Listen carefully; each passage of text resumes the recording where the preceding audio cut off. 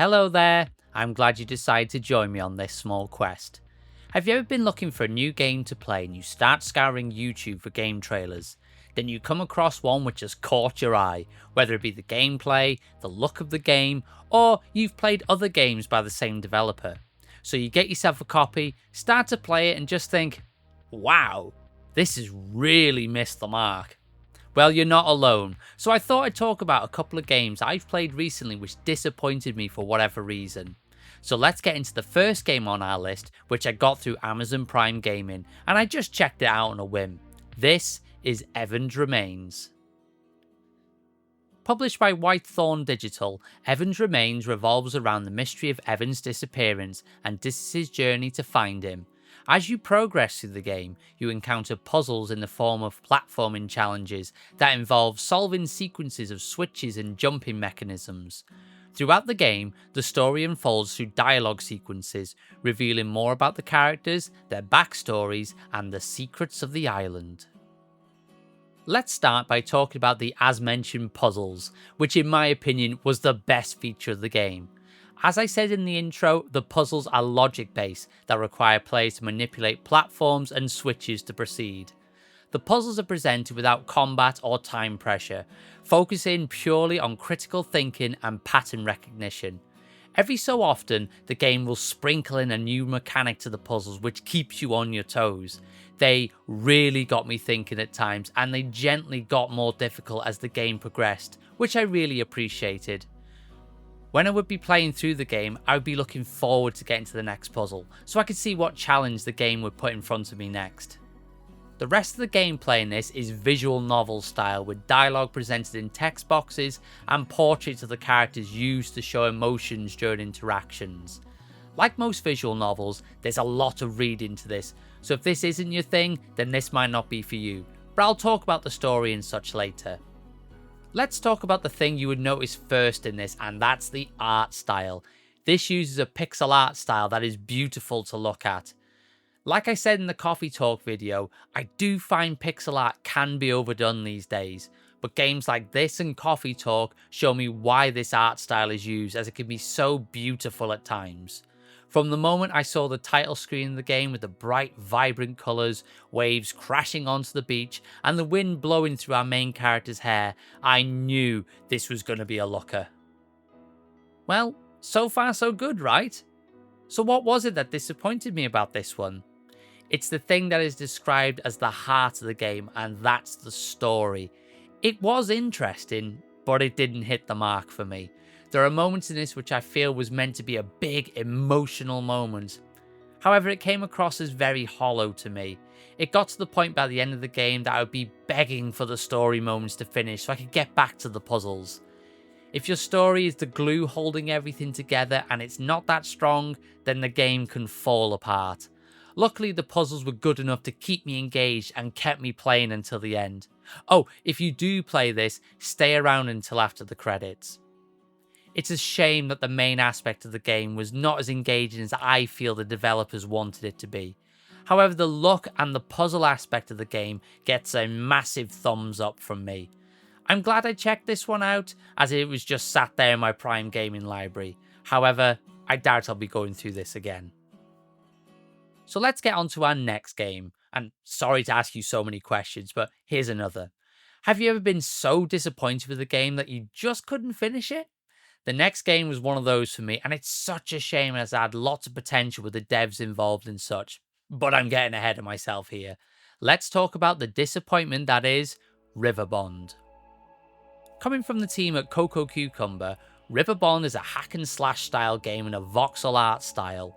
The game takes place in a colourful world where you embark on a quest to free its various regions from villainous bosses. Each of the 8 levels introduces a different theme, from lush forest and icy tundras to dark caves and bustling villages.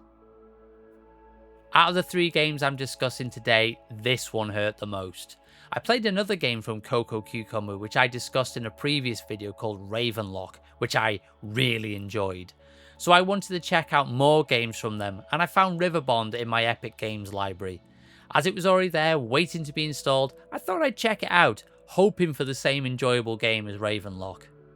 Sadly, this was nowhere near as good as the previously mentioned Ravenlock. Let's start with the story, which is one of the big things that keeps you going in a game. There isn't one. If the intro I gave to this didn't give that away, then let me explain. You just jump from level to level doing a random quest. Yes, you can change locations with each level, but there isn't a thread keeping it all together. I may use this comparison a lot, but I compare this to Minecraft Dungeons. It's similar where that you jump from level to level completing missions and such.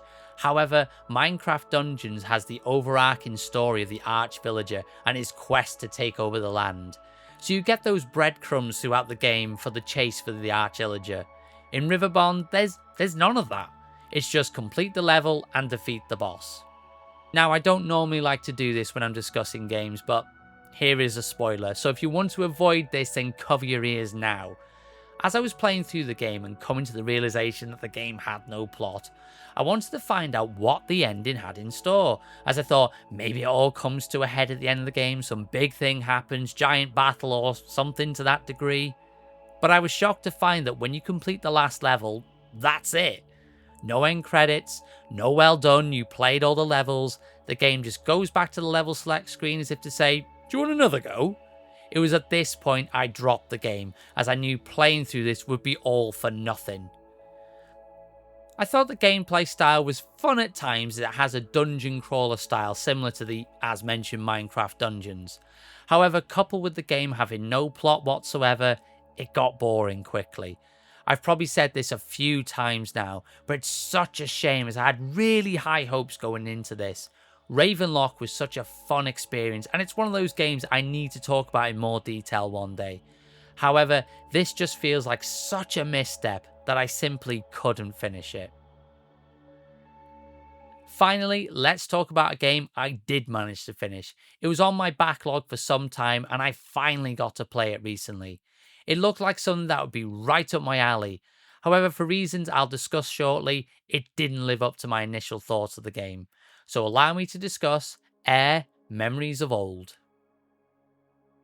This comes from the dev team of Forgotten Key, who I hadn't heard of before playing Air. In the game, you play as Oak, a young woman gifted with the ability to transform into a bird at will. She embarks on a pilgrimage through the remnants of an ancient world, where she must uncover the mysteries of the gods and prevent an impending catastrophe. If you've been here a while, get your bingo cards ready, as I know I do this a lot here. But when I saw this for the first time, it gave me Journey and the Pathless vibes with its simplistic but beautiful art style. Gameplay wise, it seems similar to the Pathless with a seemingly open world with no defined path to follow. So essentially, the game was teed up to be a home run for me. Then I stumbled upon the game for about £2 on the Epic Games Store, so I got it added to my library. It sat there for some time and I got round to playing it earlier this year. Sadly, it wasn't a home run for me. I do want to talk quickly about the big positive, which was the art style. As I mentioned previously, it has that simplistic art style that I really gravitate towards. It's bright and colourful, which I love, and on my Steam Deck the colours really pop from the screen. This would be an absolute treat for someone with an OLED Steam Deck. There is a slight spin on the art style here, with all the characters and surroundings having a low poly angular look, really giving the game a timeless feel, as you could play this in 20 years time and it would still look as great as it does today. Sadly, however, this is where the positives end for me. One big disappointment for me was the gameplay.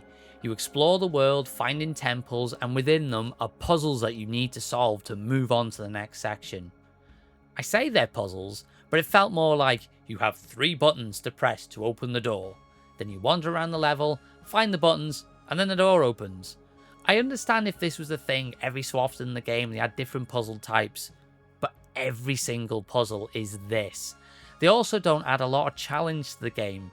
I'm guessing the devs were trying to go for a relaxed experience where the challenge is low.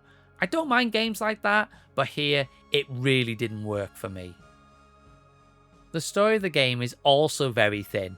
Again, I normally don't mind this in games, love a bit of make of it what you will, such as, sorry to say I'm mentioning this again, but Journey. The story there isn't explicitly told to you as it's all done through visuals, so you make of it what you will. Abzu also follows this style of storytelling. Unpacking is another great example of this. But here in Air, they are trying to tell a big story about defeating a big bad and saving the world. However, by the end of my playthrough, I didn't know much about the big bad, or why I wanted to save this world that I'm in. To be honest, the world felt very sparse, so it felt like everyone had left already, so I felt like I was saving plants and trees rather than humans from being destroyed. This could have been something special with my first impression of the game when I saw trailers. However, I feel this should have been in the oven a little longer. I can see the potential of what they wanted it to be, however, it was nowhere near the game the devs intended it to be. So that's 3 games that disappointed me for whatever reason. If you've played any of the games I mentioned and your opinion was different to mine, let me know where I've gone wrong with these games in the comments. Also feel free to share games where you feel it didn't hit the mark. Try to remain as spoiler free as possible though. If you enjoyed this video or it helped you out today, then show me your thumbs by giving the video a thumbs up. Feel free to press subscribe and notification bell so you'll know when a new video goes live or when I'm live streaming. Thanks for watching, and now let's watch something where it's all positive. Click the video on screen now where I talk about games on Xbox Game Pass that I can't wait to play. Thanks for watching, and I'll see you on the next quest.